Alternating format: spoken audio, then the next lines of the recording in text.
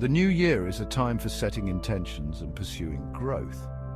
But the Stoics offer us a different approach, one rooted in rare practices that go beyond resolutions and motivational cliches. Today we'll uncover lesser-known Stoic techniques to build a year full of purpose, resilience and meaning. Let's dive into the wisdom that has stood the test of time. Imagine yourself lifted from the earth, rising above the everyday concerns that weigh you down. You soar above your house, your neighborhood, your city, a silent observer to the bustling world below. As you ascend higher, the planet shrinks, becoming a pale blue dot in the vast expanse of space. This is the view from above, a powerful Stoic practice known as meditatio universalis. This isn't about escaping reality, but seeing it for what it truly is. From this cosmic perspective, our problems, once towering and insurmountable, appear smaller, less significant. The things we stress over, the anxieties that keep us up at night, lose their grip on us. Hierocles, the Stoic philosopher who described this practice, understood its power. He knew that by expanding our perspective, by contemplating the vastness of the universe and the brevity of our time in it, we gain a sense of clarity and tranquility. Think about the things that trouble you now. Imagine them shrinking as you ascend, their edges blurring as you gain altitude. Feel the weight lifting from your shoulders as the world unfolds beneath you. This practice isn't about denying the reality of our problems. It's about shifting our relationship to them. It's about understanding that while our worries are real, they don't have to control us. The Stoics believed in confronting discomfort head-on, not shying away from it. They understood that true strength is forged not in times of ease, but in the crucible of hardship. It's about intentionally seeking out challenges, both physical and mental, to build resilience and prepare for life's inevitable storms. Seneca, the Stoic philosopher and statesman, was a master of this practice. He would regularly sleep on a hard floor, forego luxurious meals, and subject himself to the elements, all in the pursuit of mental toughness. This isn't about self-punishment or masochism. It's about training the mind and body to endure hardship. By voluntarily exposing ourselves to discomfort, we build a callus against the blows that life throws our way. Think about it like this. If you only ever lift light weights, your muscles will never grow stronger. The same is true for our minds.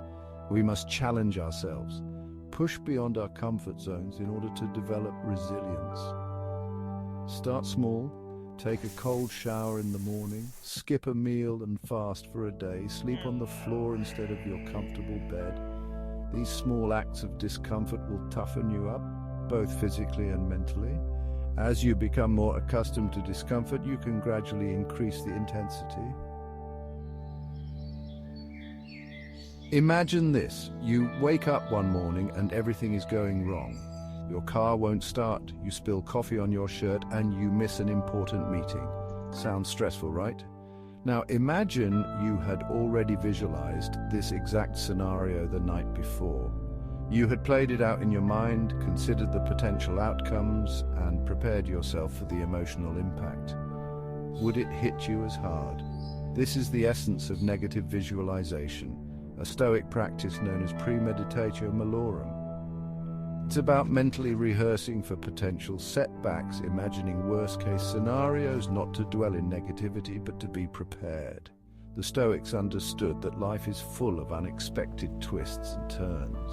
By mentally preparing for these challenges, we can mitigate their impact and respond with greater clarity and resilience. This practice isn't about being pessimistic or expecting the worst. It's about being realistic and prepared. It's about acknowledging that challenges are inevitable and using our minds to develop a game plan. Think about the areas of your life where you feel most vulnerable: your health, your relationships, your career. Now spend a few minutes each day visualizing potential challenges in these areas. Don't dwell on the negativity, but simply acknowledge the possibility and consider how you would respond. Imagine a series of concentric circles radiating outward like ripples in a pond. At the center is you, Surrounding you is your family, then your friends, your community, your country, and finally all of humanity. This is the Stoic concept of oikeiosis, the idea that our sense of self should expand to encompass all of humanity.